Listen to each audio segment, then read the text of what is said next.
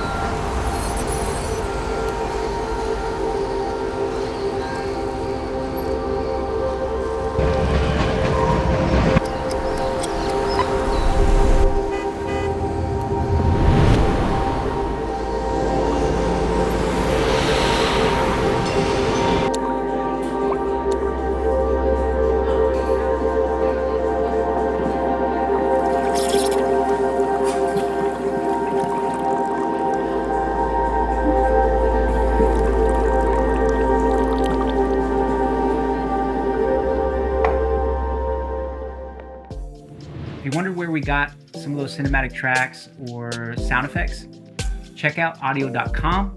And in that platform, they have something that no other license-free music platform has. They have an AI technology called link match, where you can literally take any song from Spotify, Apple Music, drop that into link match, and the AI technology will find a relevant song to that link. It's a great tool. It saves a ton of time. Go check it out. Use our code SAVE70. You can save 70% today off their yearly subscription. Guys, it's only $30. You go in there, you put our code in. After all the discounts, it's literally only $30 for the year. You get tons of great sound effects, whooshes and ambience and tones and tons of great tracks to amplify your videos to the next level. Today we're going to be talking about the Blackmagic full frame 6K cinema camera. Say that 5 times fast. Just like in traditional Blackmagic fashion, this full frame 6K camera kind of came under the radar. Even the announcement video was pretty standard of Blackmagic, real basic, just, hey guys, here's our 6K full frame camera.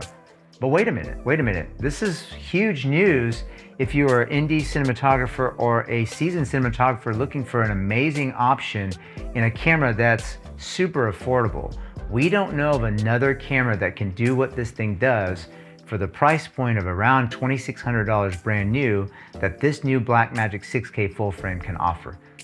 Now, we're not going to take you through the weeds of a super technical review. There's hundreds of those out there.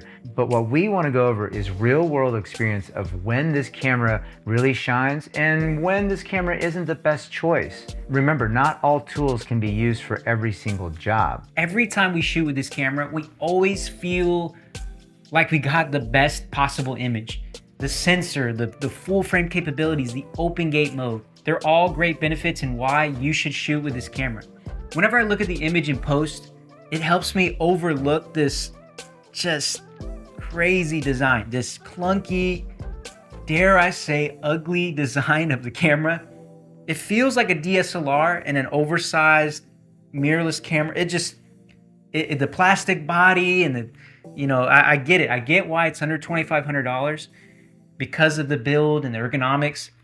But when I have this camera in my hand, it does feel like a DSLR or like a big oversized mirrorless camera. But the benefits I do get when I hold a mirrorless camera or a newer updated DSLR camera is the ability to have autofocus or image stabilization. And you don't get any of those features in this camera. Now, keyboard warriors, don't crush me in the comments on talking about, well, it's a cinema camera, man. We don't have autofocus or stabilization in cinema cameras. I totally get that. I shoot with a Red camera that has none of those things. And this camera doesn't as well, but it's because of the ergonomics and I feel like it should have autofocus. I feel like it should have some stabilization, but it is labeled a cinema camera. So not having autofocus and image stabilization is something to keep in mind. The fact that this camera can shoot in 6K open gate literally opens up so many opportunities to be able to get the shot you're looking for. In addition to the amazing sensor and the super easy interface, Blackmagic is now part of the L-mount Alliance. Now what that means is you can use L-mount lenses from companies like Sigma, Panasonic, and Leica on your new Blackmagic 6K full frame camera. Being that it is a mirrorless flange now, you can also adapt literally almost any lens that's ever been created. EF mount, PL mount, PK mount, whatever the mount is, there's probably an adapter out there for it. We've been able to now breathe new life into some old vintage glass, and as a Leica shooter myself, I've already invested a ton in L mount glass, and I can even use a bunch of my M mount glass that really gives this thing a very unique look. Now the EVF accessory that you can buy for this thing is incredible. For those of you guys that have used Blackmagic 6Ks in the past, you know how awesome this tool is for not only framing, but if you're in a situation where it's kind of hard to see the screen, the EVF really makes life easier. For us, we've been shooting with this camera on multiple different sets and environments. Recently, we took it out for some quick run and gun B-roll in downtown Dallas, and we went to our local coffee shop and grabbed a cool little sizzle, some photos. We also had our Fuji out shooting some photos, but the ability to be able to shoot for the wide with that full frame open gate mode and to be able to crop in with enough headroom vertically is a real benefit with shooting with this camera. Now, like I said before, this doesn't have image stabilization, but here's the cool thing. The integration with Blackmagic cameras and DaVinci Resolve removes a lot of problems and issues that I'll discuss in this video. Not having image stabilization could be a big deal, especially with the build of this camera, and especially with the tips that we're offering about this camera of not building it out like a cinema camera, but just keeping it like it is. But the only problem when you keep it like it is and not add accessories is you'll have those little micro jitters when you're shooting. And I have the same small issue when I shoot handheld with this camera, is you get those little micro jitters, especially when you go up in focal length. So we always advise if you're shooting handheld, keep it a little bit wider so you don't have that crazy shake. If you're going 70 or 80 millimeters and above, throw it on some sticks. But the beautiful dance between the Blackmagic cameras and DaVinci Resolve is the amazing performance of stabilization, noise reduction, all the effects that DaVinci Resolve can offer, and how easy it is to apply all those effects and also get great smooth playback. I have an old 2018 MacBook Pro that in its time was a beast, but now you got to do a ton of workarounds to make old Betty work properly. And anytime I toss in the B-roll footage into that 2018 MacBook Pro on DaVinci Resolve, always get smooth playback. And that's something to keep in mind. If you do have an older spec computer, that B-roll will work and perform well with even an older model computer. So my experience when I was shooting handheld is that I had these little micro jitters, these little shakes, just naturally from my hands moving, or probably because I had like 6 cups of coffee. That probably did it. And so I felt like it was an issue, but when I threw it into DaVinci Resolve and I added the stabilization, it literally felt like I was shooting on a gimbal. So if you're thinking about purchasing this camera and you're worried about the lack of autofocus and the combination of that and using a gimbal, I'm telling you, if you use DaVinci Resolve with this camera, the stabilization effects will make anything coming out of this camera look like it was on a gimbal. So I say avoid the gimbals, avoid the V-mount batteries, avoid all the matte boxes and the focus modules, and just use the camera as it was meant to be used. As simple as possible. Maybe add a cage and a side handle, but the fact that this camera already has a nice grip, already has a huge screen on the back, it's so easy to use, it has an EVF. I feel like just using it as is exactly how it's supposed to be used. The battery life on this camera is just simply awful. Now with the added features of 6K full frame, and if you throw an EVF on there, I really gotta be honest, you're expecting about 30 minutes of runtime per battery. Now I know there's a battery grip out there by Blackmagic that you can add 2 more batteries in to extend the battery life of you being on set, but that goes to my next point, is the form factor. The form factor is quite subjective here. Some people like the big bulky DSLR type body with the built-in grip, and some people hate it.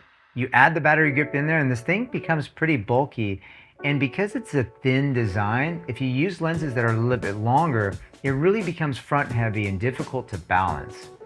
If I can be completely honest, Blackmagic said, you know what?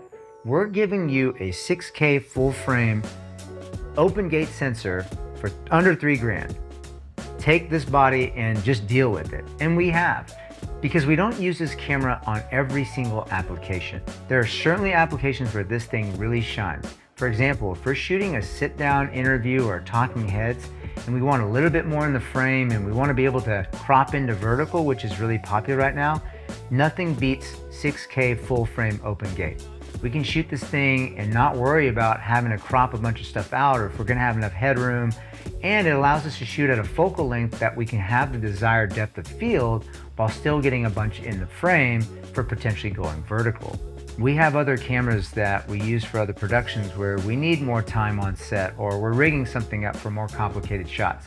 This is not the camera for us to do that. Now, no knock on all you Blackmagic fans out there that like to rig out your pocket 6Ks or the 6K full frame. But for us, we feel like it's not the best tool for that job. If you're having to add V-mount batteries and external monitors and focus pullers and shoulder rigs, we really think that there's other cameras out there better suited for that job. And in particular, if you are spending all that extra money on a camera that's at a base price of under $3,000, you're starting to creep into possibly considering a different camera for that job. Now, there are two little knocks on this camera that I felt like are a little bit of a miss, but one of the issues that I have, and I'll talk about after this one, can be easily fixed by something that I mentioned about working with DaVinci Resolve and the Blackmagic cameras. But the fact that this camera doesn't have built-in NDs is a little bit of a miss because the pockets have built-in NDs. And especially with the just the Neanderthalish caveman build of this camera, it's so clunky and big. I felt like with the build alone and the size of it should have built-in NDs. It's just that extra step of screwing on your filter, and especially if you're utilizing this camera for what it's meant for, which is running gun B-roll, maybe you're going from inside to outdoors and you quickly have to snap a shot off. That means you have to screw on your ND filter and take that little bit of extra time, and maybe you miss the shot, maybe you don't. That is something we feel like was a little bit of a miss, but for me, in my opinion, not a deal breaker if you're willing to take that extra step just to have a screw-on ND in your pocket. The other issue that I found when shooting in lower light conditions is the image can get pretty noisy. And I think that's due to the larger sensor. Having a larger sensor in your camera doesn't necessarily mean you're gonna have less noise in your image. But what a lot of camera manufacturers, especially mirrorless cameras, do is they have internal noise reduction. And for me, in my opinion, I do not like internal noise reduction. I like to have the most control out of my image. So when I do say this has a noisy image in low light conditions, that doesn't mean you can't clean it up. Like I said before, the beautiful dance between Blackmagic cameras and DaVinci Resolve is that you get great noise reduction performance. So throwing this into DaVinci Resolve and adding a little bit of temporal noise reduction or spatial noise reduction, however you like to do it, maybe a little bit of both, gives you an incredible result, even if it was noisy initially. Again, some of you guys that are kind of splitting hairs here are gonna probably bring up some of the things I'm about to bring up too that you don't love about this camera. Hey, there's only one memory slot. That's right, there's only one memory card slot. There is no full-size XLR audio output, but hey, it's under $3,000. Some of these features don't even come in cameras that are 2, 3, 4 times the price. So for us to expect all those features in a camera this affordable, I think we're really kind of pushing Blackmagic here. I'm okay with sacrificing some of those features because I know what this camera is going to be able to do for me and what it can't do for me. We've put this thing through its paces on a lot of different situations. This, again, isn't a one-size-fits-all camera, but certainly if you're looking for the best image out of a camera at this price point, I don't think you're going to find one better. And I feel like you'll be very happy with this camera if you use it for what it was meant for. If this camera is speaking to you directly, we'll drop a link in the description down below so that you guys can click on it and we get a little kickback off of the affiliate link. So we'd appreciate it if you want to buy this camera to go through our link and purchase it from there. All right, that wraps it up. That's our real world look at the Blackmagic 6K full frame cinema camera in the L mount. We love this camera for what it can do. We know that there's a lot of things this thing can't do. But the reality of it is, not every camera or not every tool is the perfect for every single job. Is this camera right for you? It depends on what you're shooting. Is this camera the future of your productions? Well, I guess it depends, again, on what your project is. Hey, drop a comment below. Let us know your experiences with the camera. Are there certain things that we didn't cover that you have experience with? Are there other features that you'd like us to share and review? We create content solely based on the feedback that we get from you guys. So it's really important that we hear from you and we communicate back and forth. Make sure you like, share, and subscribe. We can't wait to see you guys on the next video. Thanks.